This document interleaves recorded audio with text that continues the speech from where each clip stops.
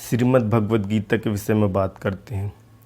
श्रीमद् भगवद गीता जो भगवान कृष्ण के द्वारा अर्जुन को दिया गया उपदेश है। श्रीमद् भगवद गीता में भगवान ने जीने की कला सिखाई है कि व्यक्ति को जीवन कैसे जीना चाहिए, व्यक्ति का जीवन कैसा होना चाहिए। इस बात का भगवान ने उपदेश दिया है। अर्जुन को निमित्त मानकर पूरे संसार को भगवान ने गीता का ज्ञान दिया है। भागवत पुराण के अनुसार जो भगवान श्री कृष्ण वो सर्वोच्च सत्ता है, जो निराकार स्वरूप ईश्वर की जो अवधारणा, उसमें भागवत पुराण के अनुसार श्री कृष्ण सबसे बड़े भगवान हैं। ये मैं नहीं कहता, ये हमारे हिंदू धर्म ग्रंथ कहते हैं। हर पुराण के मतलब भागवत पुराण के अनुसार जो श्री कृष्ण हैं वो सबसे बड़े ईश्वर हैं। तो हम सोचते हैं कि ये जिस यूनिवर्स में हम रहते हैं सिर्फ वो ही यूनिवर्स है इस पूरे जगत में। ऐसे बहुत से यूनिवर्स है, बहुत से ब्रह्मांड है, और हर ब्रह्मांड में 3 गवर्नर होते हैं, ब्रह्मा विष्णु महेश, जो सृजन, पालन और संहार का कार्य करते हैं। हमारा जो यूनिवर्स है, हमारा जो ब्रह्मांड है, इसके जो ब्रह्मा जी है उनके 4 मुख हैं जो कि 4 दिशाओं में देखते हैं। इस कारण से जो हमारा यूनिवर्स है, जो हमारा ब्रह्मांड है, वो 3 डायमेंशनल है। ऐसे और भी बहुत से ब्रह्मांड है, और सिर्फ एक यूनिवर्स, एक ब्रह्मांड नहीं, ऐसे बहुत से ब्रह्मांड है, और हर ब्रह्मांड में ब्रह्मा विष्णु महेश है उनके गवर्नर। तो जो हमारे ब्रह्मांड है उसके 4 मुख हैं, हमारे ब्रह्मांड के ब्रह्मा के। ऐसे कई के 8 मुख हैं, कई ब्रह्मा के 10 मुख है, किसी के 12, किसी के 15 मुख है। इन सब ब्रह्मांडों के अधिष्ठा जो ईश्वर है निराकार स्वरूप, उसको कृष्ण को बताया गया। कृष्ण इन सब के ईश्वर हैं, सब ब्रह्मांड के।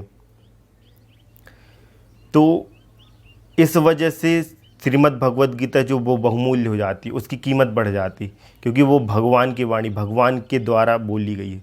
हमारे जो हिंदू धर्म बाकी धर्म ग्रंथ है उनकी अपेक्षा गीता और वेद अधिक महत्वपूर्ण है, क्योंकि ये जो है भगवान की वाणी है। वेद ब्रह्मा जी के मुख से निकले हैं इस वजह से, और गीता जो श्री कृष्ण निराकार ईश्वर के मुख से निकली, इसलिए गीता वेद से भी ऊपर है। तो इस वजह से गीता का महत्व बढ़ जाता है। हमें जो हमारे हिंदू धर्म है उनमें हमें बाकी धर्म ग्रंथों का नॉलेज ना भी हो, कोई समस्या नहीं, बाकी शास्त्र हमने ना पढ़े हों, पर हमें गीता और रामायण का अध्ययन करना चाहिए। हमें गीता के विषय में पता होना चाहिए कि गीता में क्या है, गीता में भगवान ने क्या उपदेश दिए।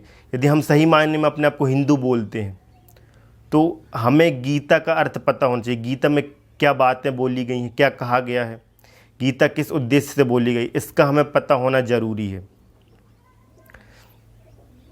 जो उपनिषद है उनको एक गाय की तरह माना है, और उस गाय से जो दुग्ध निकलता है, जो दूध निकल रहा है, उससे गीता बोला गया है।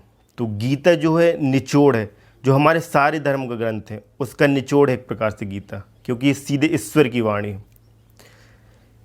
जितना पवित्र एक इस्लामिक व्यक्ति कुरान को मानता है, उतना हमें गीता को मानना चाहिए, क्योंकि गीता में जो श्री कृष्ण ने वो वाणी बोली है, जो कहा है, वो जीवन जीने की कला सिखाई है। गीता में सभी प्रश्नों का हल है। गीता इस वजह से बहुमूल्य हो जाती है। बाकी धर्म ग्रंथ जो हैं हिंदू धर्म के, बाकी वो अनुभव पे आधारित हैं, वो इंसानों के अनुभव और ऋषियों के अनुभव के द्वारा लिखे गए, उनके द्वारा बने। और गीता जो सीधे ईश्वर की वाणी, इसलिए इस नाते से दोनों में गीता अधिक महत्वपूर्ण हो जाती है। गीता का महत्व बढ़ जाता है, क्योंकि ये ईश्वरी वाणी है, ईश्वर की वाणी, भगवान का संदेश है। तो यहाँ पे गीता में भगवान श्री कृष्ण अर्जुन से कहते कि मैं योग में स्थित होकर अब तुझे उपदेश देता हूँ। अर्जुन सुन, योग में स्थित होकर मतलब इस समय अर्जुन के लिए जो महत्वपूर्ण है, अर्जुन के लिए जो आवश्यक है, उस बात को भगवान कहते हैं जो अर्जुन के लिए उचित है योग में स्थित होकर। तो भगवान श्री कृष्ण ने गीता में 3 योगों की बात की है, 3 योगों को बताया है। मुख्य रूप से यदि हम बात करें तो मुख्य रूप से 3 योग हैं, कर्म योग, ज्ञान योग और भक्ति योग। कर्म योग में भगवान श्री कृष्ण कर्म के बारे में शिक्षा देते हैं कि व्यक्ति का कर्म कैसे, कर्म का महत्व बताते। जो दैनिक जीवन में कर्म करते वो कर्म अलग है, और भगवान कृष्ण जिस कर्म की बात कर रहे हैं वो कर्म अलग है। भगवान कृष्ण यहाँ पर निष्काम कर्मयोग की बात कर रहे हैं। निष्काम कर्मयोग मतलब बिना आसक्ति के कर्म, आसक्ति रहित कर्म, निष्काम कर्म। ये इसको समझना बहुत कठिन है। जिस व्यक्ति ने उसको समझ लिया तो उसका कल्याण हो जाता है। निष्काम कर्मयोग जो है आसक्ति रहित कर्म। अब हम देखें जो हमारे जीवन में, दैनिक जीवन में जो भी हम कर्म करते हैं वो आसक्ति युक्त होते हैं। हम ऐसा कोई भी कर्म नहीं करते जो आसक्ति से रहित हो। तो हमें ये आश्चर्य की बात लगती कि आसक्ति रहित कर्म भी किया जा सकता है।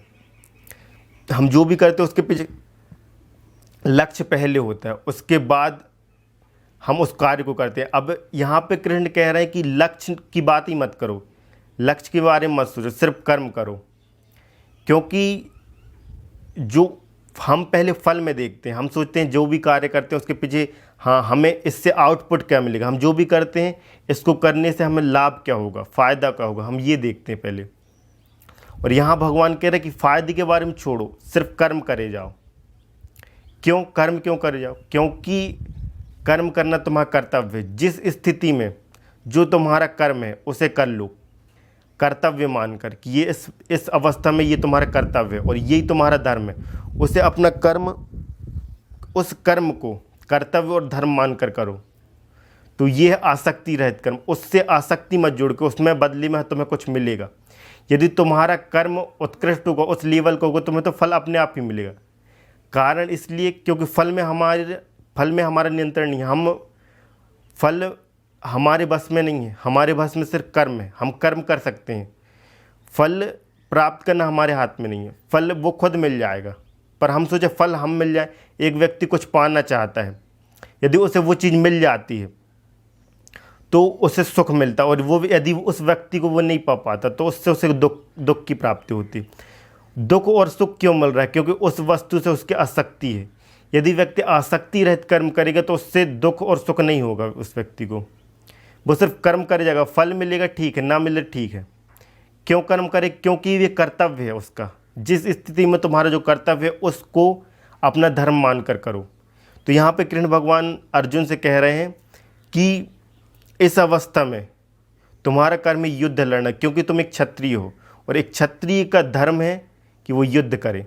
तो जिस स्थिति में तुम्हारा जो कर्म है उसको करते जाओ, इस भाव से नहीं कि इसके बदले में मिलेगा क्या। अब हमारे दिमाग में आना बहुत मुश्किल है ये बात कि आसक्ति रहित कर्म कैसे किया जा सकता है, ये तो बहुत कठिन है। तो आसक्ति रहित कर्म जो व्यक्ति का, तो उस व्यक्ति को, वो व्यक्ति कभी दुखी नहीं हो सकता, उससे कोई व्यक्ति दुखी नहीं कर सकता। ये लोग बहुत विरले होते, गिनती में उंगलियों में गिने जा सकते हैं आसक्ति रहित कर्म करने वाले लोग संसार में।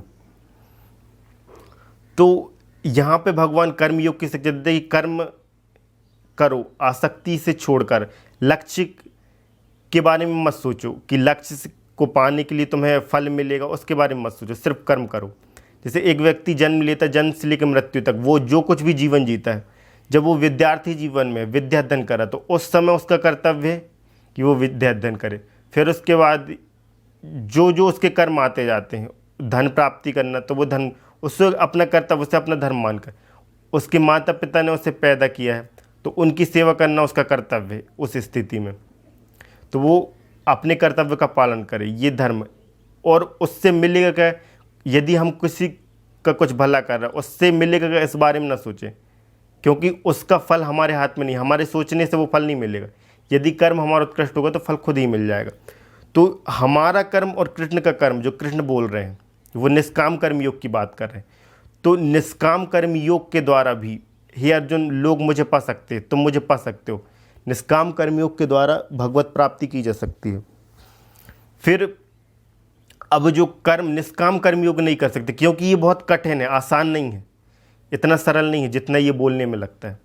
तो यहाँ पे दूसरा विकल्प देते हैं भगवान, ज्ञान योग की बात करते हैं कि ज्ञान के द्वारा मेरी प्राप्ति, ज्ञान के द्वारा भगवत प्राप्ति, कि तुम अपनी चेतना के स्तर को इतना बढ़ा लो ज्ञान के माध्यम से, ज्ञान के द्वारा अपने आप को ईश्वर में विलीन कर लो, ज्ञान के द्वारा ईश्वर को जान लो, ज्ञान के द्वारा, ब्रह्म ज्ञान के द्वारा, आत्मज्ञान के द्वारा उस ईश्वर की प्राप्ति, उसके द्वारा भी तुम मुझे प्राप्त कर सकते हो।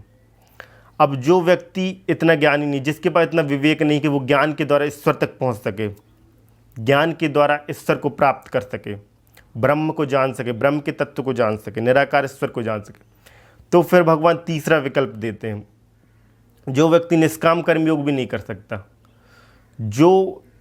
जिसके पास ना विवेक भी नहीं है, जीवन भर उसके ऐसे कर्म भी नहीं रहे कि उसने न किसी की सेवा की हो, न कभी किसी दीन दुखी की मदद की हो, न किसी निर्धन को दान दिया हो, न किसी असहाय की सेवा की हो, उसने कुछ ऐसे अच्छे कर्म भी नहीं किए, तो उसके लिए भगवान भक्ति योग का मार्ग बताते हैं, जो सबसे बहुमूल्य, कि तू सब कुछ भूल के मेरी शरण में आ जा।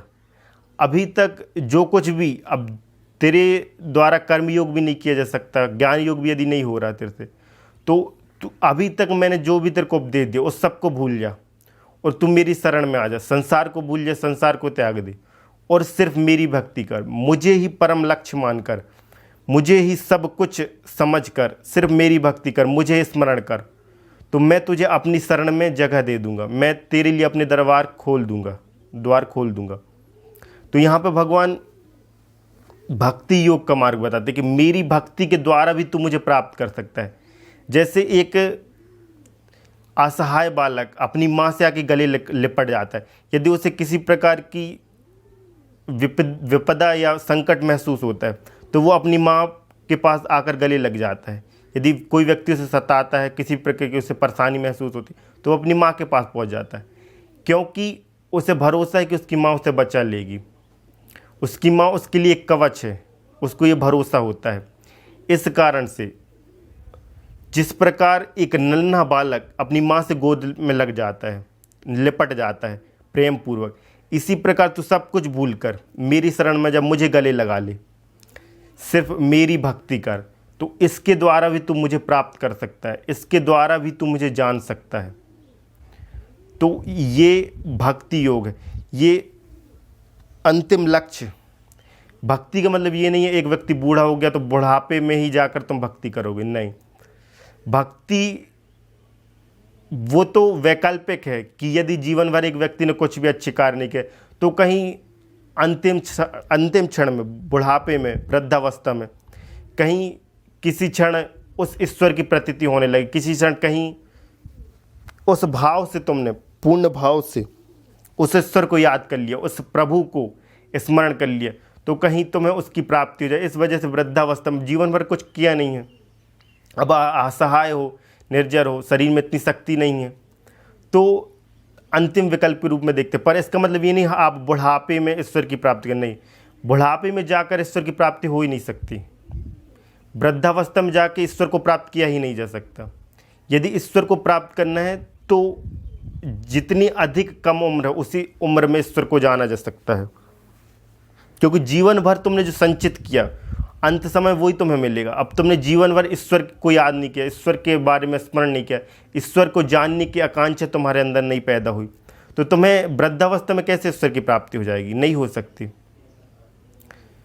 तो भगवान यहाँ पे 3 योगों की बात करते, कर्म योग, भक्ति योग, ज्ञान योग। ये तीनों मार्ग हैं, इन तीनों मार्ग में से जो तेरे लिए सुलभ हो उस मार्ग से तू मुझे प्राप्त कर ले, उस मार्ग से भगवत प्राप्ति हो सकती है, उस मार्ग से ईश्वर को प्राप्त किया जा सकता है।